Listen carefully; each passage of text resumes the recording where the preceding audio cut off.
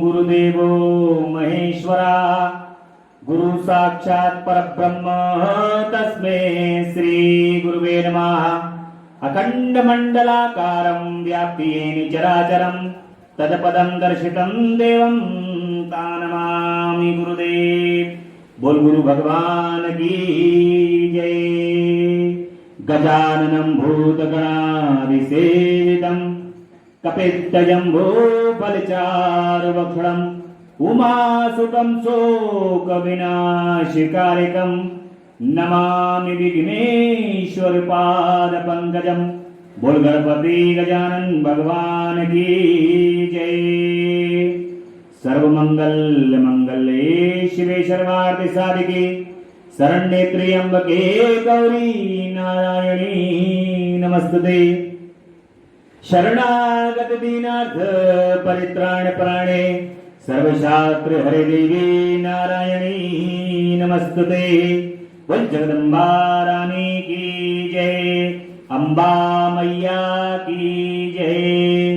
कर्पूर गौरम करुणावतारम संसारिसारं भुजगेन्द्रहारं सदा वसन्तं हृदयारविन्दे भवं भवानी सहितं नमामि। नागेन्द्रहाराय त्रिलोचनाय भस्मांगराय महेश्वराय नित्याय शुद्धाय दिगंबराय तस्मै नाकराय नमः शिवाय। ओम नमः शिवाय। ओम नमः शिवाय। ओम नमः शिवाय। भगवान श्री गुरुदेव की असीम अनुकंपा से माता पिता के आशीर्वाद आप सभी भक्तों के भाग्य के कारण प्रेम निष्ठा और जगदम्बा परा अम्बा पराशक्ति भगवान शिव की असीम कृपा के कारण आज भगवान की कथा का श्रवण करने का 7वां दिवस है। भगवान की कथा भगवान की कृपा के बगैर कोई एक शब्द भी अपने कर्ण से सुन नहीं सकता। जैसा कि 7 दिन से भगवान की एक कथा अविरल रूप से आप तक पहुंच रही है। YouTube के माध्यम से जो भक्त भगवान की कथा को सुनने का हृदय में श्रद्धा का भाव रखते हैं, भगवान के नाम को सुनने की ललक रखते हैं, वे सभी भक्त भगवान की कृपा के कृपा पात्र हैं। और ये कथा 37 central state colony Ashapuram road पर लगातार भगवान की कृपा जगदम्बा की कृपा से चल रही है। जिन भक्तों को सशरीर पहुंच करके इस कथा का आनंद लेना हो, वे इस कथा का आनंद नित्य ले सकते। भगवान कहां कब किस पर कृपा कर दें, ये कोई व्यक्ति कभी अनुमान नहीं लगा सकता। उनकी कृपा कौन सी बात पर वो रीझ जाए, ये कोई समझ नहीं सकता। परंतु जो भक्तों ने बताया है वो ये कि भगवान को याद करने से, स्मरण करने से, उनका जाप करने से, निरंतर उनका नाम लेने से भगवान अति प्रसन्न हो जाते हैं। कथा भगवान शिव और जगदम्बा को स्मरण करने का एक ऐसा माध्यम है कि हम उनको नित्य स्मरण करते हैं कथा के माध्यम से। अपने प्रभु की महिमा, अपने प्रभु का गुणगान कथा के माध्यम से करते हैं। इसलिए कथा परम परोपकारी होती है। भगवान की कथा को सुनने के बाद हृदय में स्पंदन होता है, प्रेम की उत्पत्ति होती है। और जहां पर निश्चल प्रेम की उत्पत्ति हो जाती है, वहां पर फिर स्वामी का मिलना तो परम सौभाग्य, और भगवान का मिलना तो बस समझ लीजिए कि मिलना ही मिलना है, आना ही आना है। जहां पर निश्चल प्रेम हो जाता है, वहां प्रभु को अवश्य आना है। ऐसे ही साधन कल की कथा में बताए गए थे कि किस प्रकार से भगवान के अलग अलग क्षेत्रों में किस प्रकार से अनुष्ठान किए जाएं, नदियों का स्नान किस प्रकार से किया जाए, तीर्थों में किस प्रकार से जाया जाए। ये सब प्रकार से भगवान के कथा को कल बताया गया।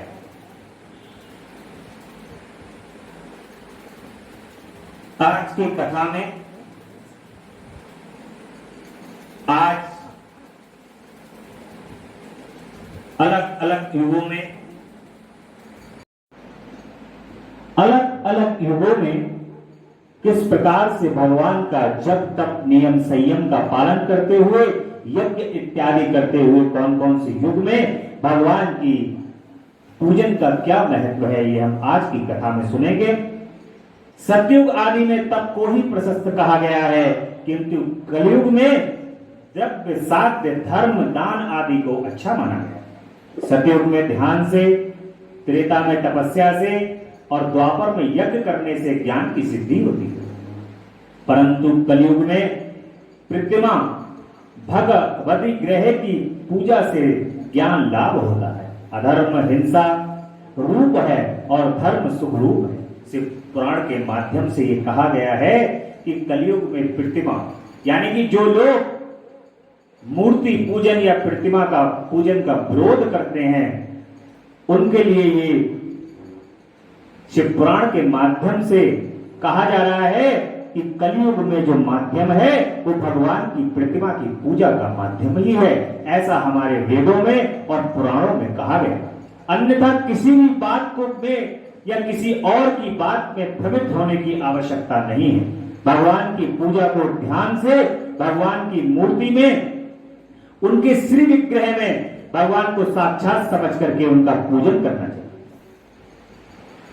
जब आप भगवान के विग्रह में उनको साक्षात समझ करके ही उनका पूजन करोगे तो आपके मन में हृदय में कोई संदेह कभी रहेगा ही नहीं। अगर आपको हमेशा से ये लगेगा कि मेरे प्रभु को भूख लगी है तो उनको खाने को देना चाहिए, मेरे प्रभु को इस समय गर्मी लग रही होगी तो उनको पंखा देना चाहिए, मेरे प्रभु को जल देना चाहिए और किस समय पर कौन सा कार्य करना चाहिए, तो आपके हृदय के अंदर हमेशा इसे ही ये लगने लगेगा कि हे आज मुझे देर हो गई, मेरे भगवान भूखे बैठे। तो निसंदेह वो भगवान का जो विग्रह है वो आपको साक्षात रूप में आपके साथ सदैव आप पर कृपा के रूप में आपके साथ ही रहेंगे। इसलिए कलयुग में प्रतिमा की पूजा से ज्ञान लाभ होता है। अधर्म हिंसा रूप है और धर्म सुख रूप है। अधर्म से मनुष्य दुख पाता है और धर्म से वह सुख एवं अभ्युदय का भागी होता है।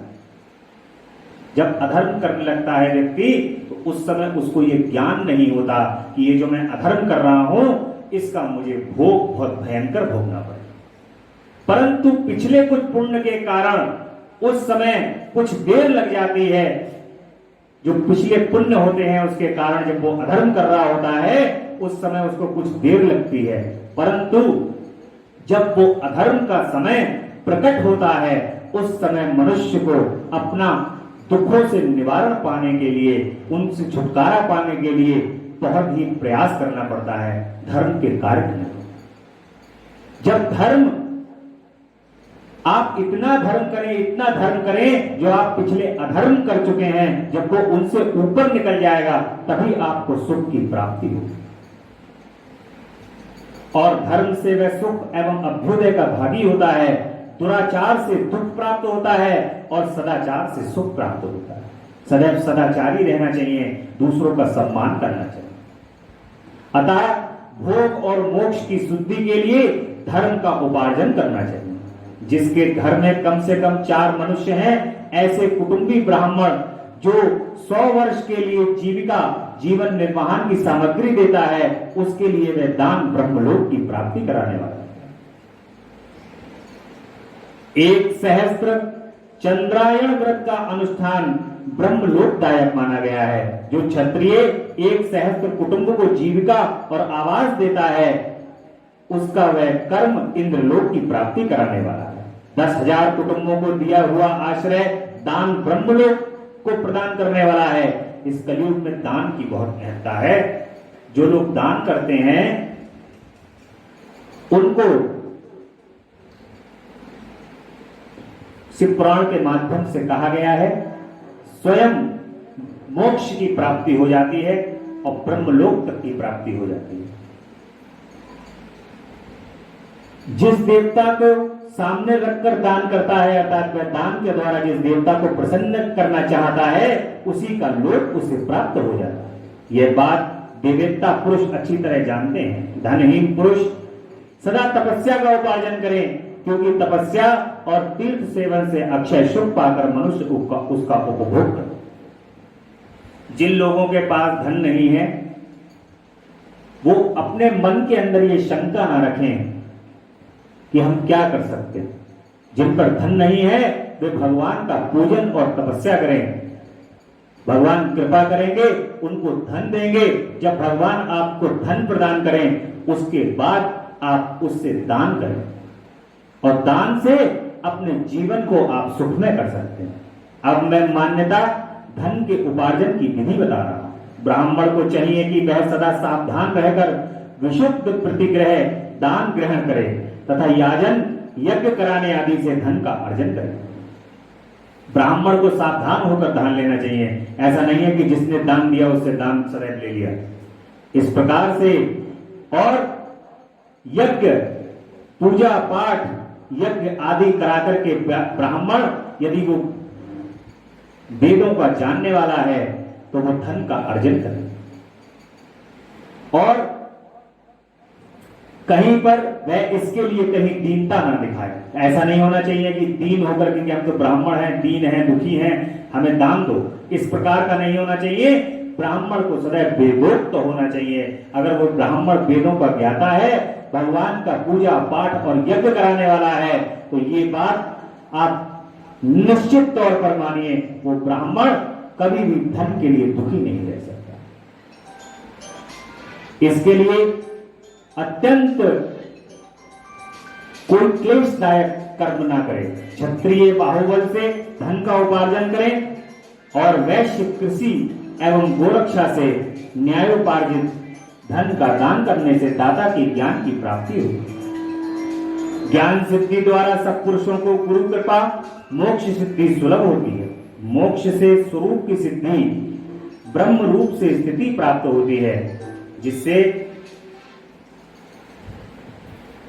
मुक्त पुरुष परमानंद का अनुभव करता है। गृहस्थ पुरुष को चाहिए कि वह धान्यादि सब वस्तुओं का दान करे। वह तृषा निवृत्ति के लिए जल तथा क्षुधा रूपी रोग की शांति के लिए सदा अन्न का दान करे। खेत धान्य कच्चा अन्न तथा भक्ष्य भोज्य लेह और जोश से ये 4 प्रकार के सिद्ध अन्न दान करने चाहिए। जिसके अन्न को खाकर मनुष्य जब तक कथा श्रवण आदि सत्कर्म का पालन करता है, उतने समय तक उसके लिए पुण्य फल का आधा भाग दाता को मिल जाता है। इसमें कोई संशय नहीं है। दान देने वाला पुरुष दान में प्राप्त हुई वस्तु का दान तथा तपस्या करके उसमें प्रतिग्रह जनित पाप की शुद्धि करे, अन्यथा उसे रौरव नरक में गिरना पड़ता है। कभी किसी ने कोई दान दी हुई वस्तु अगर दी हुई है तो उस दान दी हुई वस्तु को तपस्या करके प्रतिग्रह जनित पाप की शुद्धि करिए। शुद्धि अवश्य करें। ऐसा नहीं है कि किसी ने कोई वस्तु दान में दी और दान में लेकर के रख ली और रखने के बाद जो है उसका प्रयोग करना शुरू कर दिया। ऐसा भगवान के पुराण के माध्यम से कहा गया है कि रौरव नरक में गिरना पड़ता है। जो लोग ऐसा नहीं करते, अपने धन के 3 भाग करें। एक भाग धर्म के लिए लगाएं, दूसरा भाग वृद्धि के लिए लगाएं और तीसरा भाग अपने उपभोग के लिए। सदैव अपने धन को 3 भागों में बांटना चाहिए। जो आपकी प्रॉफिटेबिलिटी है यानी कि लाभ है, वो वाला धन आप एक भाग धर्म में लगाएं, दूसरा भाग निकाल करके अपने व्यापार की वृद्धि के लिए लगा दें और तीसरा जो भाग है वो स्वयं की उपभोग के लिए लगा दें। साधक को चाहिए कि वह वृद्धि के लिए रखे हुए धन से ऐसा व्यापार करे जिससे उस धन की वृद्धि हो तथा उपभोग के लिए रक्षित धन से हितकारक परिमित एवं पवित्र भोग हो। खेती से पैदा किए हुए धन का 10वां अंश दान कर दे, इससे पाप की शुद्धि होती है। शेष धन से धर्म वृद्धि एवं उपभोग करे, अन्यथा वह रौरक नरक में पड़ता है अथवा उसकी वृद्धि पाप पूर्ण हो जाती है या खेती ही चौपट हो जाती है। वृद्धि के लिए किए गए व्यापार में प्राप्त हुए धन का 6वां भाग दान करे। दान कर देने से योग्य है, बुद्धिमान पुरुष अवश्य उसका दान कर दे। विद्वान को चाहिए कि वह दूसरों के दोषों का बखान न करे।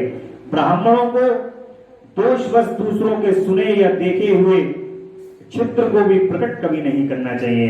विद्वान पुरुष ऐसी बात ना कहे जो समस्त प्राणियों के हृदय में रोष पैदा करने वाली। ऐश्वर्य की सिद्धि के लिए कभी कोई ऐसी वाणी बोलिए, मन का आपा होए, स्वयं भी शीतल होए और दूसरों को भी शीतल करे। हमेशा मनुष्य को ऐसी वाणी बोलनी चाहिए जो आपके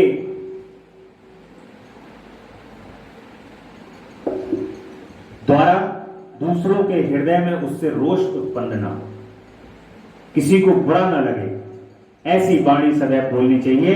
ऐश्वर्य की सिद्धि के लिए दोनों संध्याओं के समय में अग्निहोत्र अवश्य करें। जो दोनों समय अग्निहोत्र करने में असमर्थ हैं, वह एक ही समय सूर्य और अग्नि को विधि पूर्वक दी हुई आहुति से संतुष्ट करें। चावल, धान्य, घी, फल, कंद तथा हविष्य इनके द्वारा विधि पूर्वक स्थाली पाक बनाए हुए तथा यथोचित रीति से सूर्य और अग्नि को अर्पित करें। यदि हविष्य का अभाव हो तो प्रधान होम मात्र करें। सदा सुरक्षित रहने वाली अग्नि को विद्वान पुरुष अजस्त्र की संज्ञा देते हैं अथवा संध्या काल में जप मात्र या सूर्य की वंदना मात्र करते। आत्मज्ञान की इच्छा वाले तथा धर्मार्थी पुरुषों को भी इस प्रकार विधिवत उपासना करनी चाहिए, जो सदा ब्रह्म यज्ञ में तत्पर होते हैं, देवताओं की पूजा में लगे रहते हैं, नित्य अग्नि पूजा एवं गुरु पूजा में अनुरक्त होते हैं तथा ब्राह्मणों को तृप्त किया करते हैं। वे सब लोग स्वर्गलोक के भागी होते हैं। अग्नि यज्ञ, देव यज्ञ और ब्रह्म यज्ञ आदि का वर्णन भगवान शिव के द्वारा 7 बारों का निर्माण तथा उनके द्वारा देवाराधन से विभिन्न प्रकार के फलों की प्राप्ति का कथन अगली कथा के अगले भाग में था। ऋषियों ने कहा कि प्रभु, अग्नि यज्ञ, देव यज्ञ, ब्रह्म यज्ञ, गुरु पूजा तथा बाह्य तृप्ति का हमारे समक्ष क्रमशः आप वर्णन कीजिए। सूत जी कहते हैं कि महर्षियों, गृहस्थ पुरुष अग्नि में सायंकाल और प्रातः काल जो चावल आदि द्रव्य की आहुति देता है उसी को अग्नि यज्ञ कहते हैं। जो ब्रह्मचर्य आश्रम में स्थित है उन ब्रह्मचारियों के लिए समिधा का आधान ही अग्नि यज्ञ है। वे समिधा का ही अग्नि में हवन करें। ब्राह्मणों ब्रह्मचर्य आश्रम में निवास करने वाले द्विजों का जब तक विवाह न हो जाए और वे उपासनाग्नि की प्रतिष्ठा न कर लें तब तक उनके लिए अग्नि में ही समिधा की आहुति बताई गई है। व्रत आदि का पालन तथा विशेष यजन आदि ही कर्तव्य है, यही उनके लिए अग्नि यज्ञ है। द्विजों, जिन्होंने बाह्य अग्नि को विसर्जित करके अपने आत्मा में ही अग्नि का आरोप कर लिया है, ऐसे वानप्रस्थियों और सन्यासियों के लिए यही हवन या अग्नि यज्ञ है कि वे विहित समय पर हितकर परिमित और पवित्र अन्न का भोजन कर ले।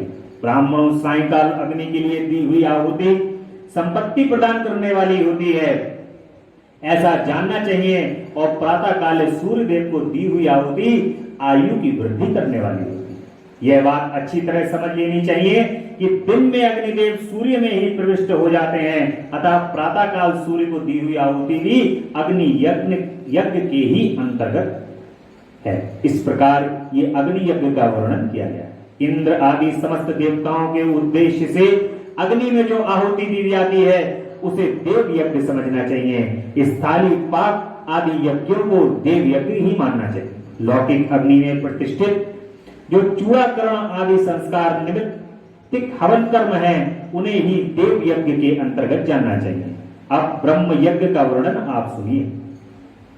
द्विज को चाहिए कि वह देवताओं की तृप्ति के लिए निरंतर ब्रह्म यज्ञ करे। वेदों का जो नित्य अध्ययन एवं स्वाध्याय होता है, उसी को ब्रह्म यज्ञ कहा गया है। प्रातः नित्य कर्म के अनंतर सायंकाल तक ब्रह्म यज्ञ किया जा सकता है, उसके बाद रात में इसका विधान नहीं है। अग्नि के बिना देव यज्ञ कैसे संपन्न होता है, इसे तुम लोग श्रद्धा से और आदर पूर्वक सुनो। सृष्टि के आरंभ में सर्वज्ञ, दयालु और सर्वसमर्थ महादेव जी के समस्त लोगों के उपकार के लिए बारों की कल्पना की। वे भगवान शिव जब भगवान शिव संसार रूपी रोग को दूर करने के लिए वैद्य हैं, सबके ज्ञाता एवं समस्त औषधों के औषध हैं, उन भगवान ने पहले अपने वार की कल्पना की जो आरोग्य प्रदान करने वाला। तत्पश्चात अपनी माया शक्ति का वार बनाया जो संपत्ति प्रदान करने वाला है। जन्म काल में दुर्गति ग्रस्त बालक की रक्षा के लिए उन्होंने कुमार के वार की कल्पना की। देखिए, भगवान शिव ने ये सातों बार बनाए हैं। जो किस प्रकार से ये बार हैं, सर्वप्रथम भगवान ने, और यहां पर ऊपर अभी एक वर्णन किया गया है, वो औषधि के भी औषध हैं।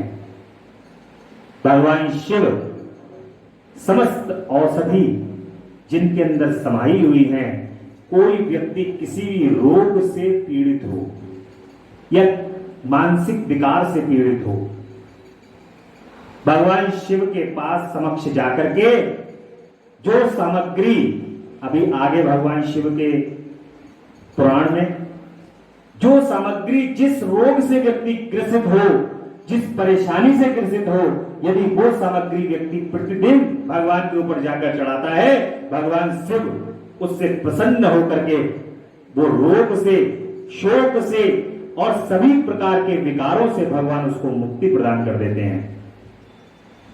इस संसार में तीनों लोकों में कोई ऐसी वस्तु नहीं है जो भगवान शिव उसको प्रदान ना करे। भगवान किसी के गुणों को, दोषों को देखते नहीं हैं, बस भगवान शिव केवल और केवल एक चीज देखते हैं कि व्यक्ति अहंकार से रहित हो। जो भगवान का भक्त अहंकार से रहित होता है, भगवान शिव को वो अत्यंत प्रिय है। जो भगवान के भक्त अहंकार से रहित होते हैं, भगवान शिव उनको हृदय से लगा करते हैं।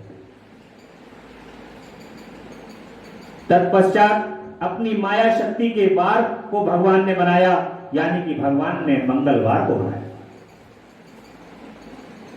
और जन्म काल में दुर्गति ग्रस्त बालक की रक्षा के लिए उन्होंने कुमार के वार यानी बुधवार की रक्षा की।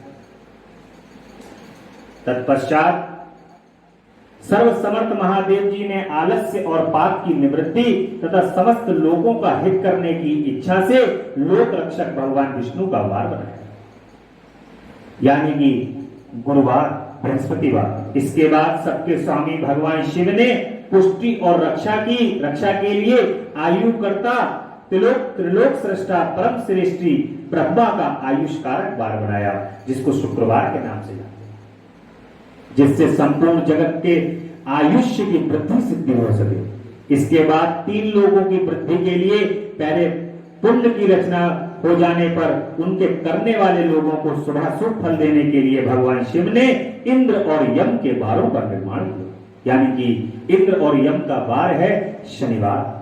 ये दोनों वार क्रमशः भोग देने वाले तथा लोगों के मृत्यु को, भय को दूर करने वाले।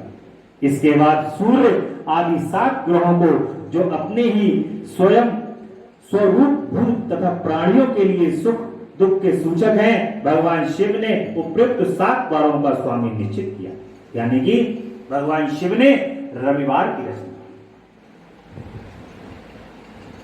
वे सब के सब ग्रह नक्षत्रों के ज्योतिर्मय मंडल में प्रतिष्ठित हैं।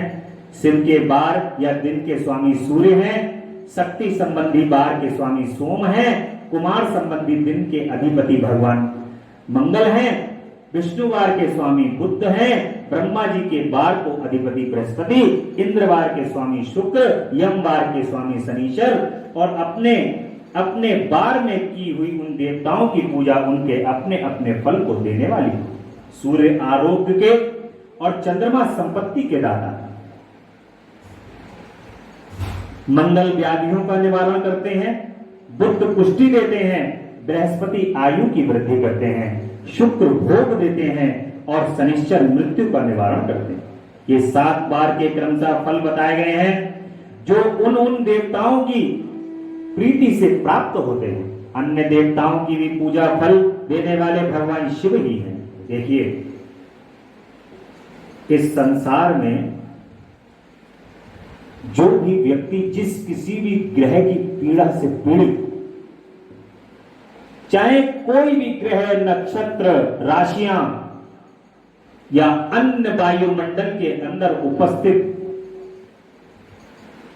कोई भी ब्रह्मांड के अंदर ग्रह हो, यदि उनका दुष्प्रभाव मनुष्य के ऊपर अगर हो रहा है और वो व्यक्ति भगवान शिव की यदि शरणागत में है, तो ये बात बिल्कुल 100% सत्य है कि कोई भी ग्रह का दुष्प्रभाव उस व्यक्ति पर कभी नहीं, कदापि नहीं हो सकता, क्योंकि सभी ग्रह, नक्षत्र, राशियां भगवान शिव के अंदर ही समाहित हैं। जो भक्त ओम नमः शिवाय, ओम नमः शिवाय, ओम नमः शिवाय का जाप करता है, जो शिव की शरणागत में है, भगवान शिव जिसको शरणागति दिए हुए हैं, ऐसे व्यक्ति को,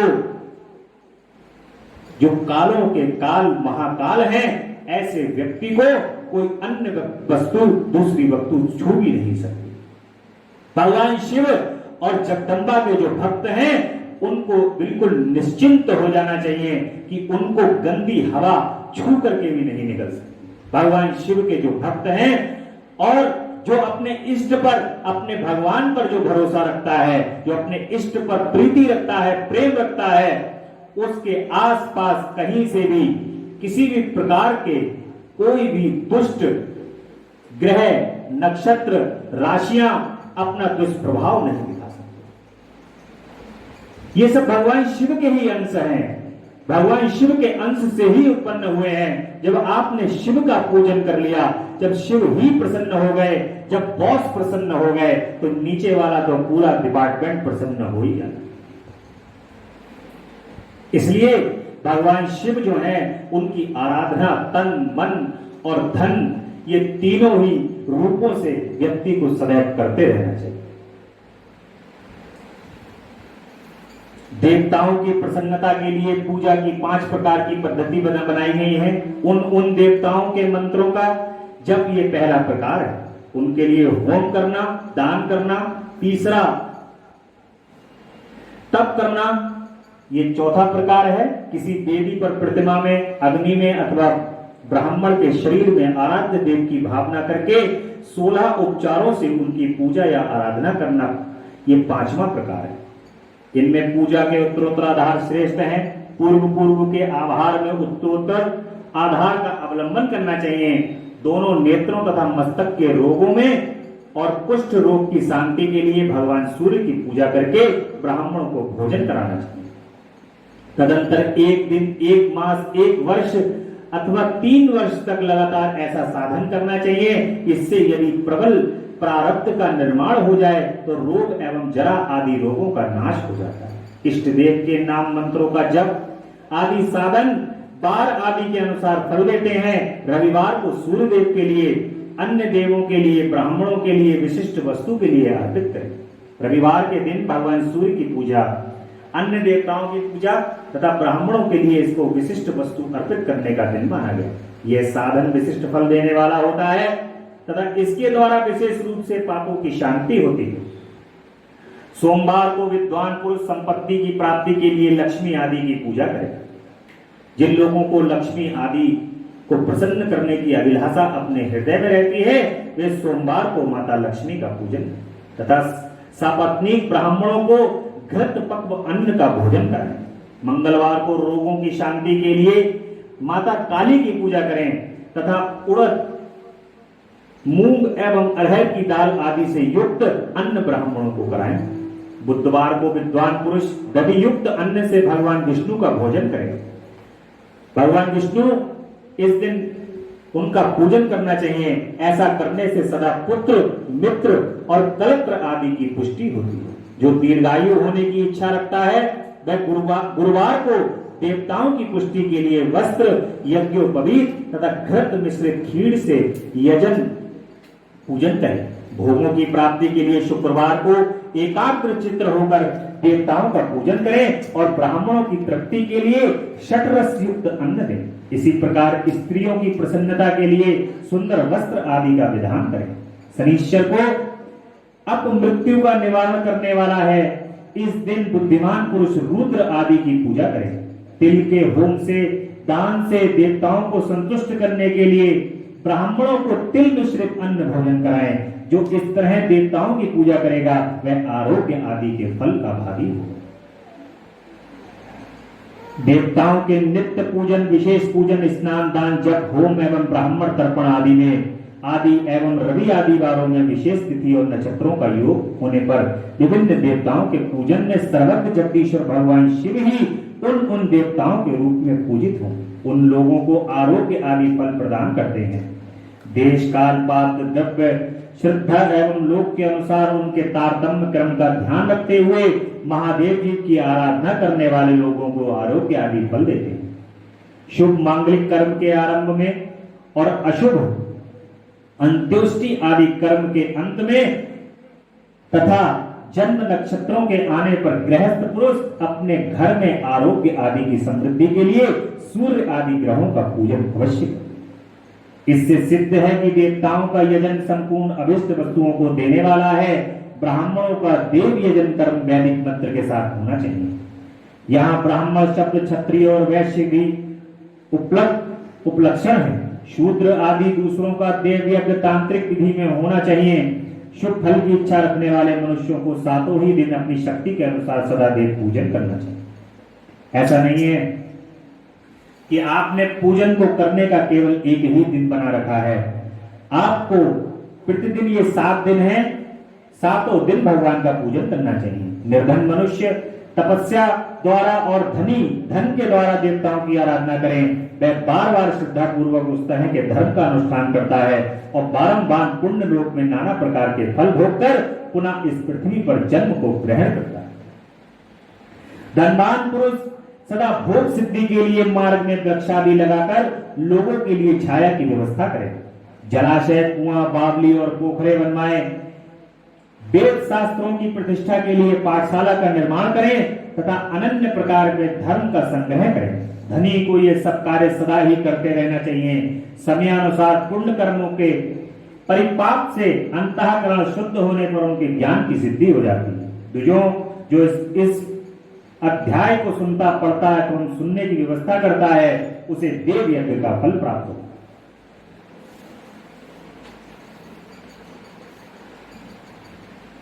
देश काल पात्र और दान आदि का विचार कि कौन से काल में पात्र और दान आदि का विचार कब करना चाहिए। ऋषियों ने कहा कि समस्त पदार्थों के ज्ञाता में श्रेष्ठ सूर्य जी, अब आप क्रमशः देश काल आदि का वर्णन कीजिए। सूर्य जी कहते हैं कि महर्षियों, देव यज्ञ आदि कर्मों में अपना शुद्ध ग्रह समान फल देने वाला अर्थात अपने धर्म घर में किए हुए देव यज्ञ आदि शास्त्रोक्त फल को संपात्र में देने वाले होते हैं। गौशाला का स्थान घर की अपेक्षा 10 गुना फल देता है। जलाशय का तट उससे भी 10 गुना महत्व रखता है तथा जहाँ बेल, तुलसी एवं पीपल वृक्ष का मूल निकट हो वह स्थान जलाशय के तट से भी 10 गुना फल देने वाला। देवालय को उससे भी 10 गुना का महत्व स्थान जानना चाहिए। देवालय से भी 10 गुना महत्व रखता तीर्थ की भूमि है। उससे 10 गुना श्रेष्ठ नदी का किनारा है। उससे 10 गुना उत्कृष्ट तीर्थ नदी का तट है और उससे भी 10 गुना महत्व रखता है सप्तगंगा नामक नदियों का। गंगा, गोदावरी, कावेरी, ताम्रपाणी, सिंधु, सरयू और नर्मदा, इन 7 नदियों को सप्तगंगा कहा गया। समुद्र के तट का स्थान इससे भी 10 गुना पवित्र माना गया है और पर्वत के शिखर का प्रदेश समुद्र तट से भी 10 गुना पावन है। सबसे अधिक महत्व का स्थान जानना चाहिए जहां मन लग जाए। अब ये तो स्थान बताए गए हैं कि किन किन स्थानों का क्या क्या महत्व है, परंतु जहां पर आपका इन पूजा पाठ को करने का यदि मन लग जाए तो वो इनसे भी सबसे ज्यादा महत्वपूर्ण स्थान। पता लगा आप तीर्थ में चले गए, पर्वत के शिखर पर चले गए जहां पर सबसे ज्यादा महत्व है, और आपका मन वहां पूजा पाठ में नहीं लग रहा, भगवान के ध्यान में नहीं लग रहा है, तो ऐसा स्थान आपके लिए व्यर्थ है। यदि आपका घर में ही भगवान के पूजा पाठ में यदि मन लग जाता है तो वो स्थान ही सबसे महत्वपूर्ण स्थान बताया गया। यहां तक देश का वर्णन हुआ, अब काल का तारतम्य बताया जाता है। सतयुग में यज्ञ दान आदि कर्म से पूर्ण फल देने वाले होते हैं, ऐसा जानना चाहिए। त्रेता युग में उसका 3/4 फल, द्वापर में सदा आधे ही फल प्राप्त कहा गया है, कलयुग में 1/4 फल की प्राप्ति समझनी चाहिए, और आधा कलयुग बीतने पर यह 1/4 फल में से भी 1/4 कम हो जाता है। शुद्ध अंतःकरण को, पुरुष को शुद्ध एवं पवित्र दिन संफल देने वाला होता है। आज की कथा में यही विश्राम लेगी, और कल की कथा में हम किस प्रकार से कौन कौन सी तिथियां कैसा फल प्रदान करती हैं, यह हम कल की कथा में जानेंगे। भगवान के स्वयं मुखारविंद शिष्य पुराण के माध्यम से सुंदर सा एक भजन भगवान का स्मरण करेंगे। तेरा पल पल बीता जाए, मुख से जप ले नमः शिवाय। तेरा पल पल बीता नमः शिवाय, ओम नमः शिवाय, ओम नमः शिवाय, ओम नमः शिवाय। मुसाफिरी जब पूरी होगी, चलने की मजबूरी होगी। मुसाफिरी जब पूरी होगी, चलने की मजबूरी होगी। अवसर खाली न जाए, मुख से जप ले नमः शिवाय। तेरा अवसर खाली न जाए, मुख से जप ले नमः शिवाय। ओम नमः शिवाय, ओम नमः शिवाय, ओम शिवाय, ओम नमः शिवाय। बोले शंकर भगवान की जय।